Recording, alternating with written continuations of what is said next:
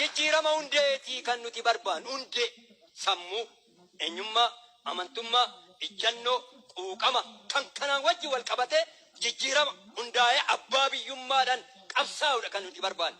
Dibaa miti kan barbaannu suphaa miti kan barbaannu suphaa miti. Suphaan nuun ta'u suphaan jijjiirama dhugaa eenyu akka ta'e hin beekna waan taateef si ajaa'iba dhugaan sitti hima. Wagganaa kantiibaa magaala keenyatti isaan kun natti fakkaata. Ittaanaa kantiibaa qeerroo dotoo gommaa gubduu duutee gumaan qabdu jedhe dilallaatti walitti nu qabe.